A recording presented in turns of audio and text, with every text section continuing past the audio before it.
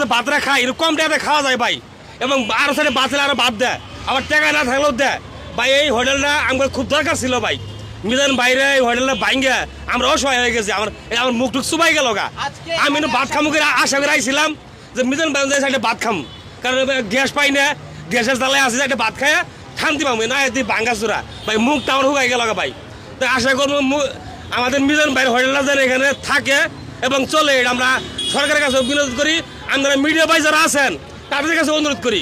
আর সে এইখানে যে এত বড় একটা হোটেল দিছিল, মানুষ অনুদান দিচ্ছে, তারপরে সে কাজকর্ম বাদ দেয় নাই, সে কিন্তু কাজ বাদ দেয় নাই, সে নিজে পরিচ্ছন্ন করে সে কিন্তু হোটেল চালাই গেছে, আর কারণে খারাপ ব্যবহার করে নাই। আমি একদিন নয়ের মাংনা খাই গেছি, আমি এই গাড়ির কাজ করাইছিলাম, মানে গাড়ি নষ্ট হয়েছিল রাস্তার মধ্যে, আমার কাছে টাকা ছিল না। পরে আমি কইলাম যে ভাই আমার সাইডে ভাত খাওয়াবেন, বললে আমার কাছে টাকা নাই। আমি কইছিলাম আমার কাছে টাকা নাই। পরে গাড়ি থামাইয়া আমার সুন্দর করে নিজের হাতে বসে ভাই ভাত খাওয়াই দিছে। তা আমি আপনাদের মিডিয়া ভাই থেকে অনুরোধ করবো, এবং বাংলাদেশের জনগণ যারা আছেন সরকারের কাছে সবার কাছে অনুরোধ করবো, পুলিশ প্রশাসনের কাছে অনুরোধ করবো, সিটি কর্পোরেশনের কাছে অনুরোধ করবো ভাই, দয়া করে মিজান ভাইয়ের একটা ইনু জায়গা দেওয়ার ব্যবস্থা করেন ভাই। আমরা তো এটা ভাত খাইতে পারি ভাই, আমরা তো গরিব ভাই, আমরা তো বেশি টাকা ইনকাম করতে পারি না ভাই। ইনু আইলে 100 টাকা দিয়ে এক পিস গরু মাংস হইলে তো খাইতে পারি ভাই। সবারই তো মনে চাই যে গরুর মাংস দিয়ে খাই, এখন এত টাকা দামের গরু গোস্ত 350 টাকা প্লেট, 400 টাকা প্লেট, তো আমরা খাইতে পারবো না ভাই। আর এর এত বাদ দেয়, হ্যাঁ পানি ভাই আমার খুব কষ্ট লাগতেছে ভাই, সত্য কথা, আমার মনের আবেগে আমার বুক ফাইটে কথা আসতেছে যে আপনারা এখানে কথা বলতেছেন, আপনাদের কথাটা আমি কাইরে নিয়ে নিজের তরফ থেকে বললাম ভাই।